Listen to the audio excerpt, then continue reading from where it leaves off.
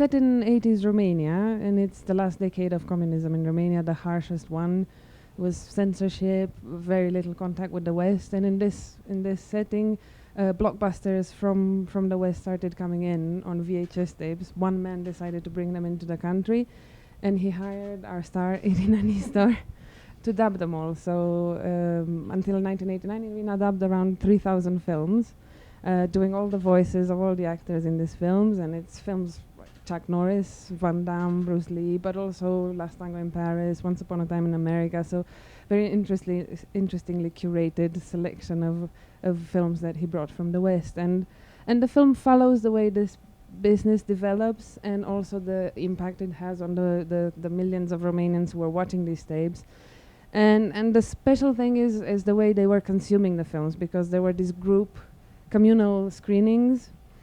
VCR was very hard to get. It cost as much as a car, and you couldn't find it in Romania anyway, so it was a whole philosophy trying to source one.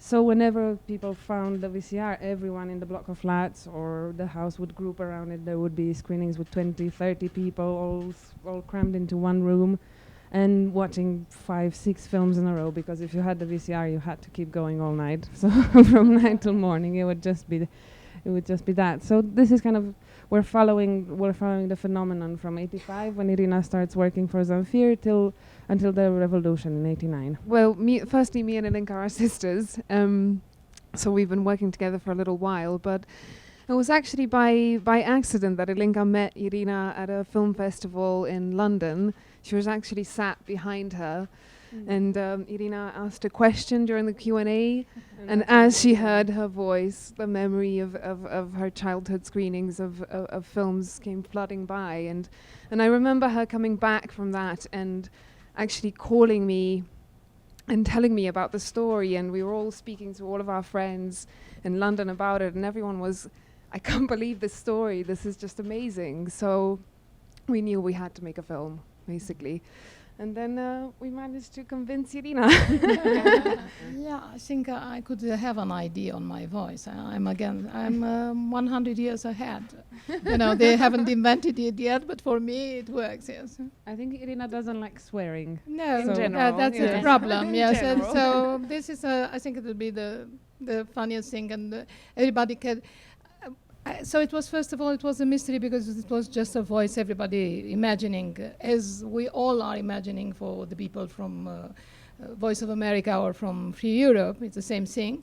And then it was the idea that I was never translating the swearings, so of course everybody knew what they exactly meant and so on.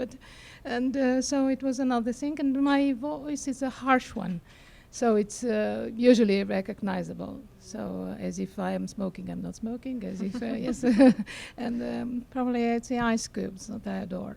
The whole process of developing the film has been very organic. And I just knew there were certain parts of the narrative that was built. We built the kind of the backbone of the whole film with the interviews.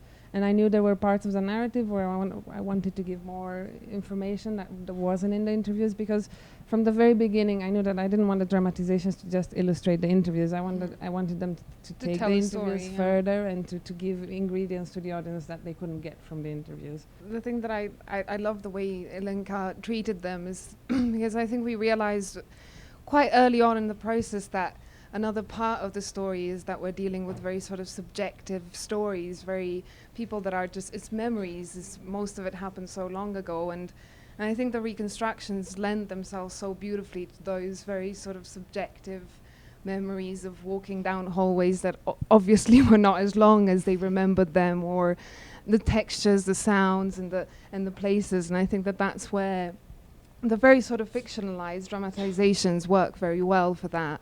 It was a 2-year journey just shooting the documentary part of it, and it started with me just scouring the internet for any kind of mention of Irina, of the tapes, of just to find interesting stories, combined with people that I already knew and people that Irina was amazing. She's been helpful from the very beginning. So it was this snowball effect, because once you talk to 2 or 3 people, they just point other ones and others, because everyone has a story about one of these screenings, at least one story. And it's just this, I think for all of us, Ilina's voice is this emotional trigger that takes us back to those times and those screenings and those magical film moments. And it's the joy of consuming films, and that's why everyone in Romania has a story. Like even when we were shooting, we would take the cab and people would ask us, so what are you working on? And we said a documentary about Irina Nistor. Oh my God, I met my wife at one of these screenings. Incredible. Everyone had a story. I'm a matchmaker. If you didn't know, okay, I must admit it. Yes.